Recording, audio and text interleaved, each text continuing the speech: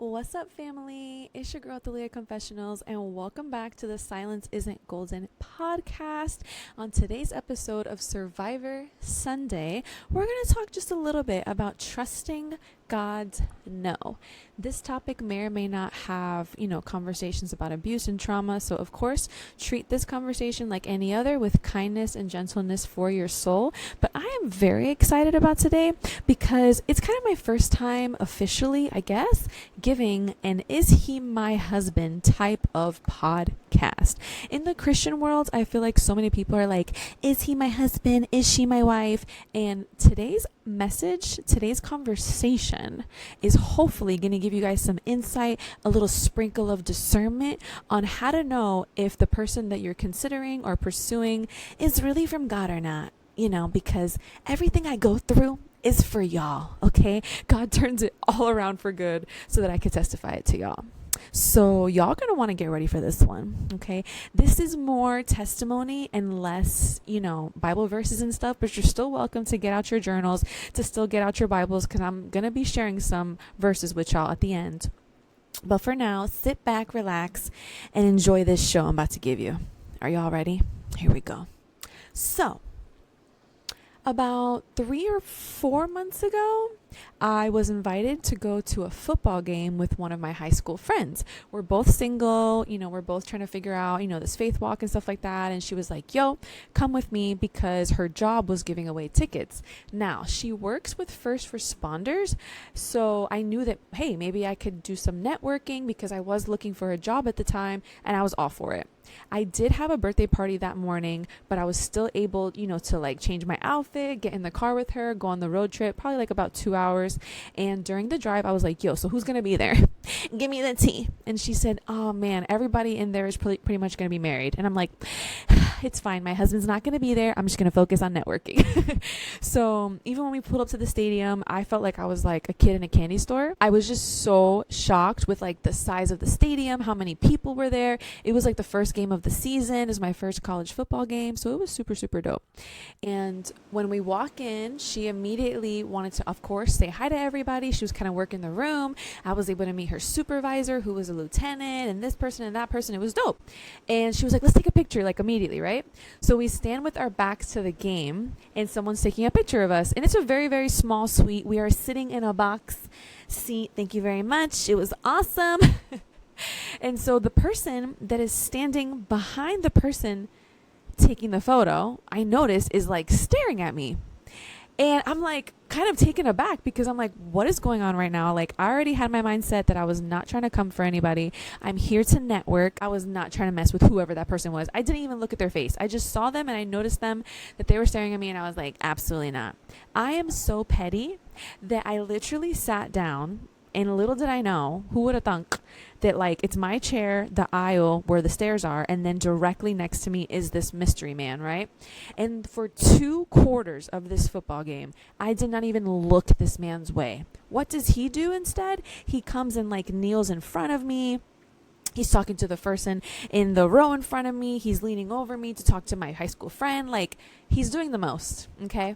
And my friend, I guess, kind of picks up maybe on the vibes, and she leans over with her supervisor behind us, by the way, love her to death.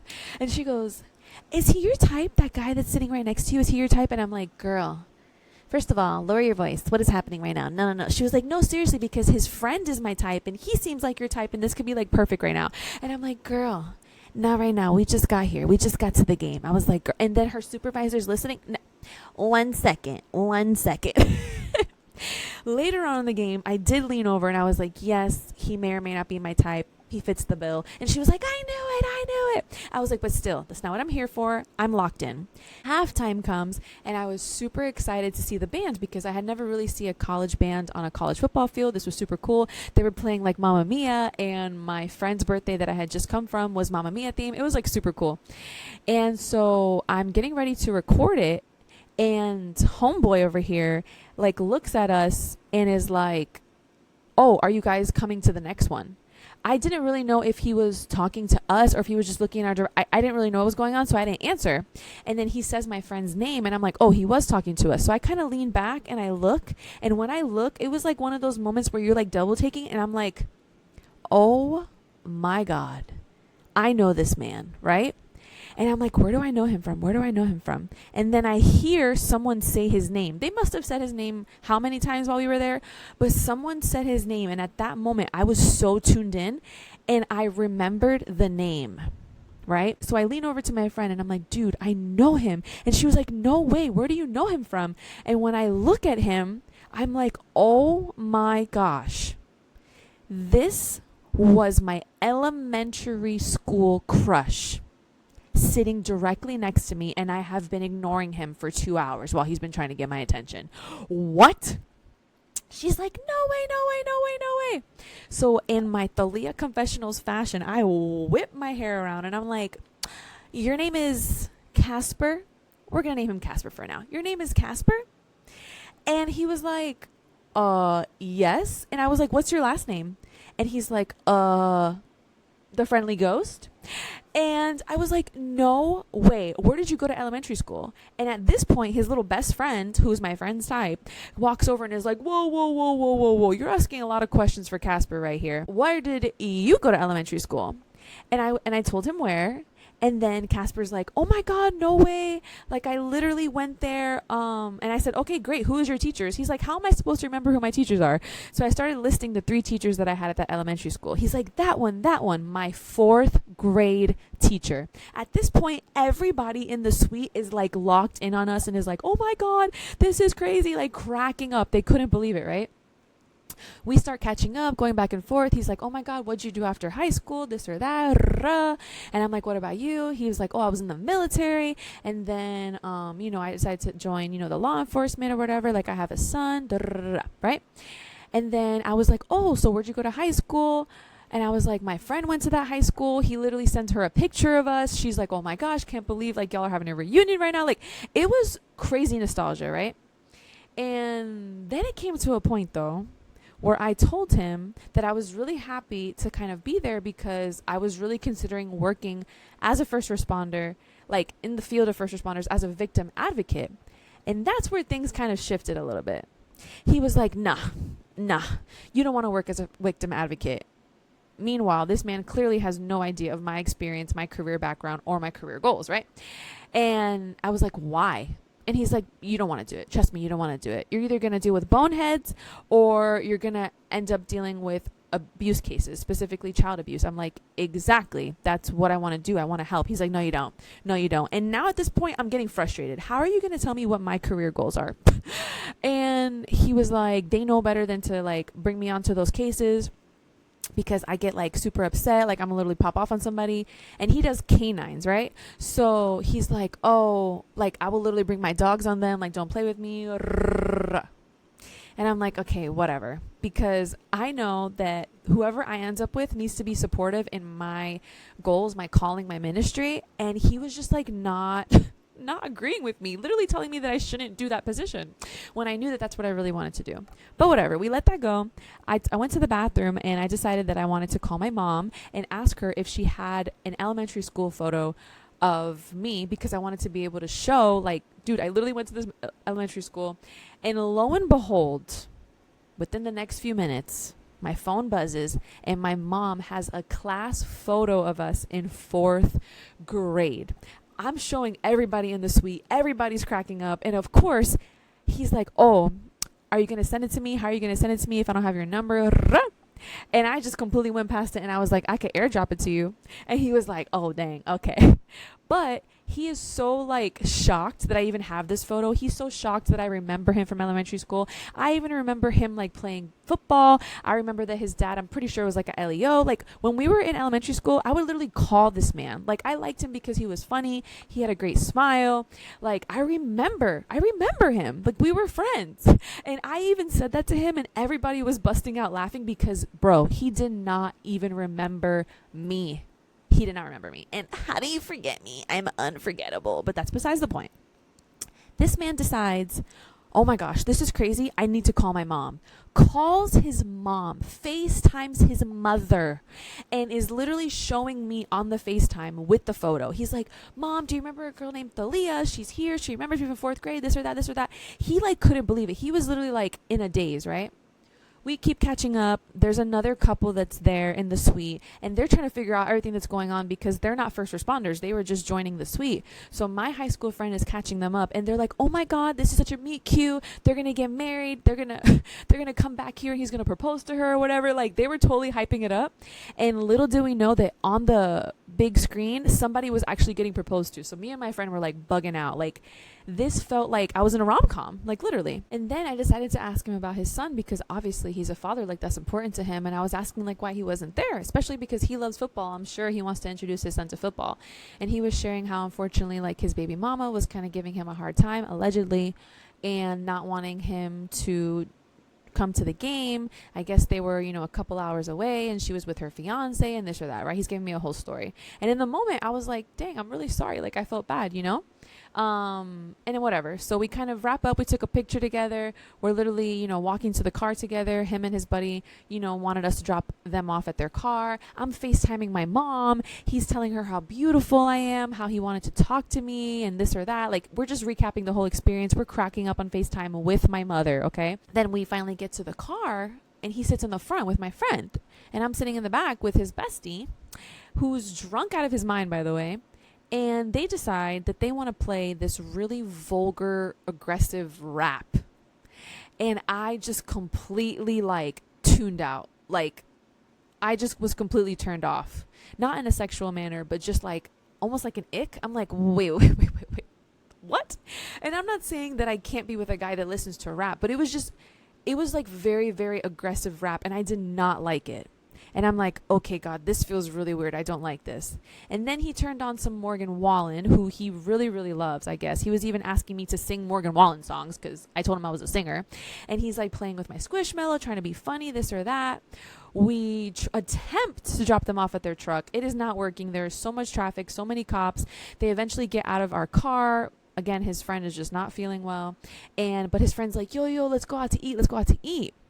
At this point, I still have not given Casper my number, but my friend has his number, right? So we go our separate ways. We go to the local ale house, and all of a sudden he's like, oh, I think I want to take him home. Like, he's really not doing well, but let's caravan home. Let's drive home together in our cars so that we can know that everybody gets home safe. Of course, that is so sweet. What a gentleman, right? So I get on the phone, and he kind of gets like a little flirty, and I don't know what I said, but he made some sort of flirty connotation, kind of like if I was down for anything, kind of like a DTF situation. And I was like, ew. I was like, do not speak to me like that. I was like, I don't like that. So we kind of got over that, and then we decided, let's just go to Wawa. Let's just go get some gas before we go home, get some snacks. I sent him the location of the closest Wawa. We're waiting there, and he's not there. I just had this whole meet cute, and now you're telling me that you want to drive home together, and where are you at?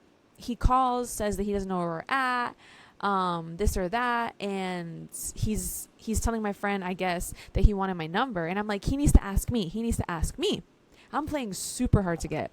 My friend gives me the phone, and as I answer the phone, I can hear him saying, oh my God, I'm about to hang up on these girls, right? Fast forward, he never shows up. We call him, where are you at? Seriously, it's been 20 minutes. He's like, oh, I told you guys that we were just going to get on the highway. We just need to get home. I hope you all have a good night. Does not ask for my number again.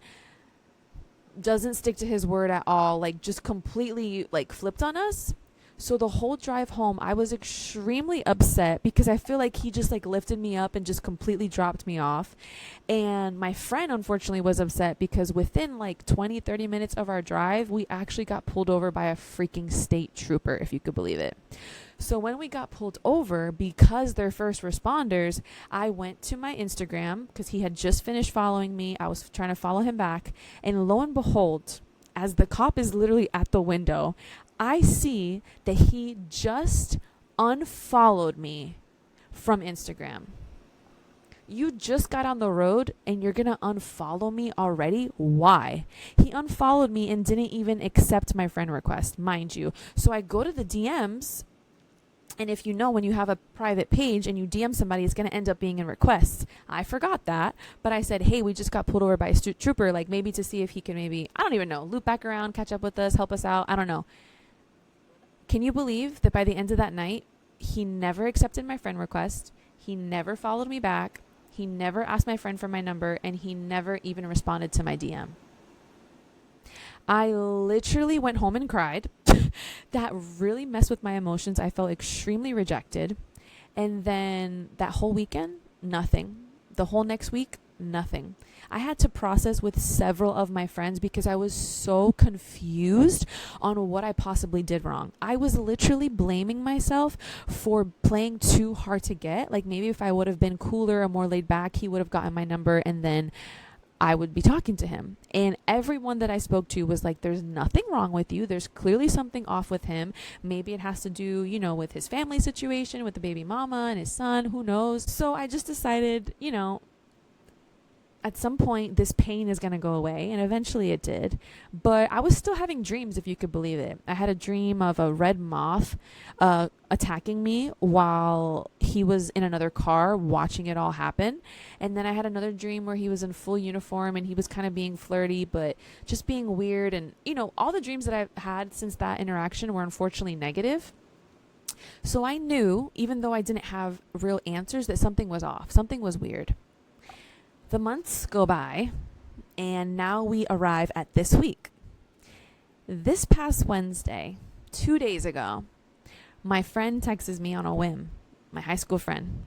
She's like, girl, you're not going to believe what happened. I'm like, girl, what? She said, tonight we had the first responders award ceremony, and Casper won an award.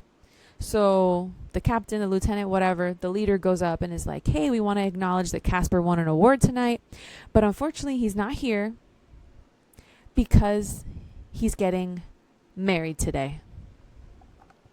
Let everybody in the audience gasp collectively, because that is exactly what I did. I'm sorry. You're getting married today? What's really funny about that is that when we were leaving the football game, you were complaining about how complicated your friend is, how crazy your friend is, how that would not be a good relationship to get into. And I asked you, oh, are you complicated? Are you in a complicated situation? And you want to know what you said? You looked at me and you said, no. No?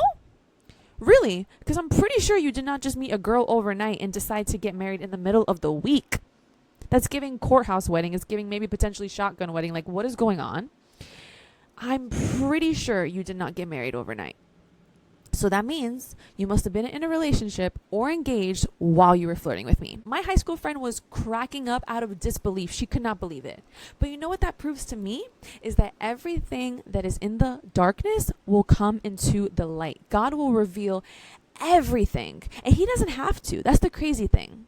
Is that God may have never verbally told me no, but just him closing the door, just him not allowing him to get my number, just him never reaching out was God closing the door, shutting the door, locking the door, because God knew what was on the other side. God knew his intentions. God knew how I was just feeding his ego, and God was not having it, honey. Imagínate if I would have actually given him my number. What were you going to do? You were going to text me, try to DTF. What was the point of you trying to get my number? For what? You would have led me on and you think I would have never found out? Not my God, honey. I'm a daughter of God. My God will reveal everything. Okay? And some people might be like, oh my God. Like I said, spaz out on this man, but Deuteronomy 32:35 says, it is mine to avenge. I will repay. Vengeance is of the Lord. I do not need to defend myself because my God is my defender, right? And it was hard for me in the moment to stop myself from just asking my friend to give me his number, me just reaching out to him, me trying to reconcile, me trying to fix the situation, me trying to find answers. That was really hard. Extremely hard. And now knowing this information though, it just gives me confirmation nah. My God knows all things, and he doesn't just look at the outer, he looks at the inner. And it actually also says that in 1 Samuel 16. In this chapter, there's actually a prophet, a man of God named Samuel, who God tells him that he's actually rejected the king of Israel at the time, and that he has chosen a new king. He asks him to go to a house of Jesse. So if you look at chapter 16, 1 Samuel chapter 16, verses 1 through about 14, you will read the story. He goes to this man named Jesse's house and he asks him for all of his sons. Line them up. And as soon as he sees the oldest, he assumes and says in verse 6, surely the Lord's anointed stands here before the Lord. He was probably handsome, probably good looking, probably good stature. And even back then, the oldest was always the one that would carry the most authority. So for him, it was like, obviously this is the dude. This is the guy that God wants to be king. But the Lord says in verse 7, do not consider his appearance or his height, for I have rejected him. The Lord does not look at the things people look at. People look at the outward appearance, but the Lord looks at the heart. Then he continues to pass in front of all the brothers, and God just continues to not choose any of them. So it comes to a point where he gets through all the brothers and he says, are these all of the sons that you have? And Jesse, the dad, goes, there is still the youngest. He is tending the sheep. He completely underestimated and overlooked and rejected, even hid, didn't even acknowledge his son to come and potentially be chosen as king. He had no faith in his youngest son. But Samuel said in verse 11, send for him. We will not sit down until he arrives. When he brought him in verse 12, he was glowing with health and had a fine appearance and handsome features. Then the Lord said, rise and anoint him. This is the one. Amen. So in verse 17, Samuel took the horn of oil, anointed him in the presence of his brothers. Everybody then did not even bother to go get this man from the freaking pasture. And from that day on, the Spirit of the Lord came powerfully upon David. How does this play into this is he my husband situation that just happened? Here I am falling delulu for this meet cute. This cute guy still has a great smile, looks really good, mature, obviously charming, obviously making me laugh and is super funny. Literally, I'm talking to his mom. He's talking to my mom. I'm playing into this whole story, this fantasy, all because of outer appearances, even situationally, like the outward look of the experience felt like a rom-com, like I said. But God looks at the heart. When God gives you a no, whether that's about a job, an opportunity, where to live, where to move, or a relationship, we have to trust him because his ways are higher than our ways. His thoughts are higher than our thoughts. His thoughts are not our thoughts, right? And that's exactly why it says in Proverbs 3 about trusting God with our hearts. Proverbs 3 verse 5 says, trust in the Lord with all of your heart, not just pieces of it, all of it. And what? Lean not on your own understanding. My understanding, honey, was, oh, he was military? I like a military man. Oh, he's an LEO? Bet. I come from a family of first responders. Like, done and done. Oh, he has a son? I mean, that's fine. Like, I know that I've always wanted a family. And like I said, he's good looking. We're getting along. We have chemistry. Like, obviously, this could be something, right? And he said he's not complicated. So I'm believing him, right? But verse 6, in all your ways submit to him and he will make your path straight. What does that mean? So that you will never fall. You will never trip. When you are really following God and you are trusting where he's taking you, you will not mess up, right? Verse 7, do not be wise in your own eyes. Fear the Lord. Shun evil. Here I am thinking that I know best, still kind of talking to God in my head, still kind of seeing red flags, but like painting them pink, right? At least they're not red. But God is like, no, fear me. What does that mean? To obey me, to honor me, to respect me, to even seek what I think about this situation and shun evil. Don't entertain evil. Don't flirt with evil. Don't even look at evil. Shun it completely. Why? Verse 8, this will bring health to your body and nourishment to your bones. We just read about David and how he was literally glowing from the inside out because of health. Is the person that you're looking at to pursue, to connect with, to get to know on a deeper level, are they healthy? Baby, are you healthy? Because you out here just looking at everybody on their outer when God's trying to help you get discernment to look at the inner. Yeah, they look good on the outside. Yeah, it looks like a good fruit. But if you were to bite into that thing is wicked. That thing is evil. That thing is bitter, bro. Right? And I'm not here to say that he's a bad person. Listen, God will take care of him, right? But the point is, this is a reflection piece for me. God said no. God closed a door. And the enemy immediately took it as an opportunity to make me feel bad about myself, to feel shame, to feel like something was wrong with me. Nothing is wrong with me. When God closed that door, he closed it to protect me. When God says no to you, how do you respond? Will you trust him when he tells you no? And I'm sure some of y'all probably have a story like this, like, girl, you don't even know. You don't even know. But we might not always know why God said no. But I feel like God allowed me to experience this. He allowed this to be revealed to me so that in the future when he says no, in the future when he closes doors, when somebody ghosts me, okay, aka Casper the friendly ghost, right? I won't question it. I will just take it as God, even if I never know, like in Job. Everything Job went through, he never really know why he went through it. He never found out, right? But even if I never know, God, why you said no, I'm going to trust you. Because in my past, you told me no. And a few months later, I found out why. I'm going to trust you moving forward. And you know what? That's going to show up in my body. I'm going to have peace. I'm not going to have anxiety. I'm not going to be cringing and have tense shoulders all the time because I'm worried about whether or not I'm good enough for a guy who couldn't have the decency to tell me the truth about himself, right? Or even just treat me with respect. What do you do when God tells you no? That is what I want y'all to reflect on this week. Trusting God's no. Thank you all for listening. I'm so glad that you can join today, and I hope to see y'all on the next episode. Remember, though, always, this silence is not golden. Say it with me. My voice is. So if you have a testimony similar to mine, there is somebody that needs to hear it. Whether it's your homeboy or your homegirl, there is somebody that needs to be encouraged that they can trust God with his no, even if they never find out why. God is redirecting us and protecting us. Jeremiah 29:11 says that he has plans not to harm us, but to give us hope and a future. And I hope that can give you peace today. See y'all in the next episode. Love ya.